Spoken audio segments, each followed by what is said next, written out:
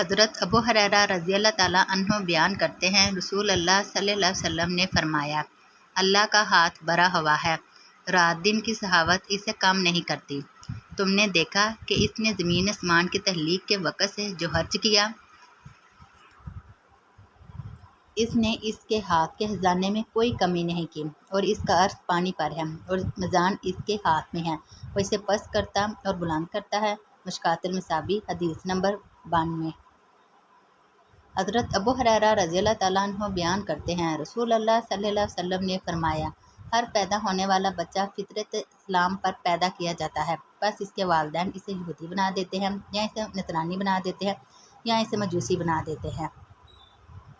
جیسے جانور صحیح سالم جانور کو جنم دیتا ہے، کیا تم اس میں سے کسی کا کان کٹا ہوا محسوس کرتے ہو؟ پھر انہوں نے یہ آیت پڑھی، یہ وہ فطرت ہے جس پر اللہ نے لوگوں کو پیدا کیا ہے، اور اللہ کی اس بنائی ہوئی چیز میں کوئی تبدیلی نہ کرو، یہی درست دین ہے۔ مشکوٰۃ المصابیح، حدیث نمبر 90۔ حضرت ابو ہریرہ رضی اللہ تعالیٰ عنہ بیان کرتے ہیں، رسول اللہ صلی اللہ علیہ وسلم نے فرمایا، مجھے بتاؤ، اگر تم میں سے کسی شخص کے گھر کے سامنے نہر ہو اور وہ ہر روز اس میں 5 مرتبہ غسل کرتا ہو، تو کیا اس کے جسم پر کوئی میل باقی رہ جائے گی؟ صحابہ نے عرض کیا، اس کے جسم پر کوئی میل باقی نہیں رہے گی۔ آپ صلی اللہ علیہ وسلم نے فرمایا، یہی 5 نمازوں کی مثال ہے، اللہ ان کے ذریعے ہٹائیں مٹا دیتا ہے۔ مشکوٰۃ المصابیح، حدیث نمبر 565۔